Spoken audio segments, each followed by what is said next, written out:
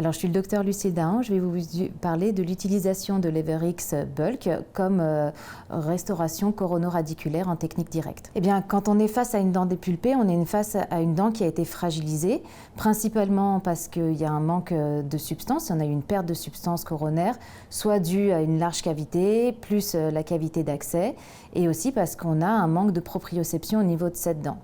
Donc quand on veut la restaurer, on doit choisir le meilleur matériau qui va être capable de résister à la fracture, puisque ces dents sont beaucoup plus sujettes, notamment au niveau des prémolaires, à avoir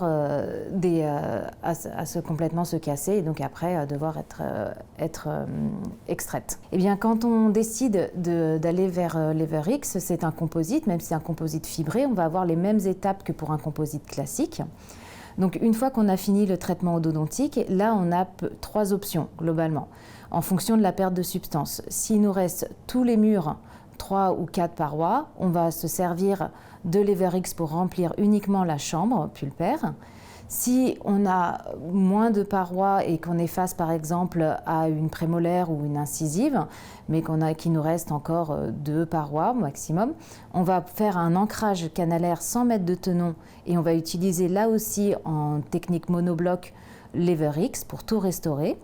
Et en revanche, si on a une dent qui est complètement à plat, notamment pour les prémolaires et les incisives, mais qu'on a quand même l'effet de sertissage, le ferrule effect, eh bien là on va utiliser l'Everx avec un tenon pour restaurer la dent dépulpée. Eh bien, quand on regarde la littérature, on voit que de plus en plus, l'utilisation des composites fibrés ressort pour restaurer la dent dépulpée. Il semblerait qu'on ait des meilleurs résultats en termes de résistance à la fracture en utilisant soit la technique monobloc, donc c'est-à-dire sans tenon avec l'Everx directement dans la racine et en faux moignon, soit la technique combinée avec un tenon en fibre de verre qui va être collé dans la racine grâce à l'Everx.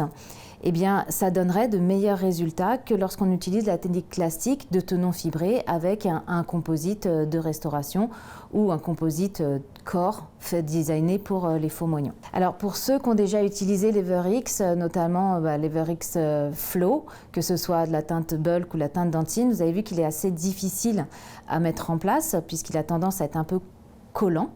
Donc moi, ce que j'utilise, eh bien, c'est je garde la microbrush avec laquelle j'ai mis l'adhésif et je viens tapoter pour vraiment venir le fouler au fond de la cavité et éviter que ça fasse des bulles ou des vides.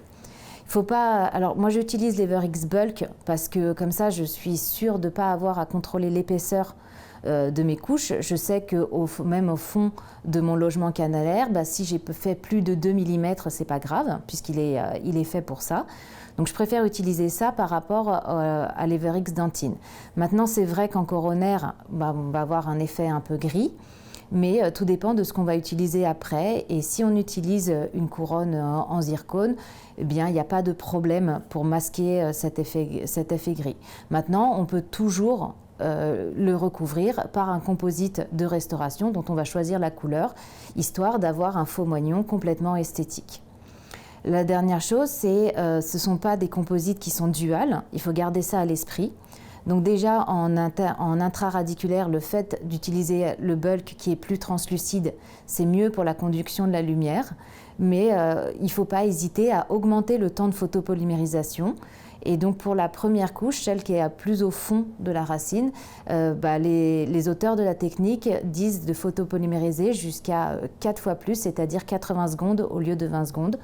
Donc là-dessus, faut pas hésiter à le faire et pour l'instant, ça semble de donner de très bons résultats. Et on sait que les dents dévitalisées sont des dents qui ont été fragilisées de par notamment la perte de substance qui est importante.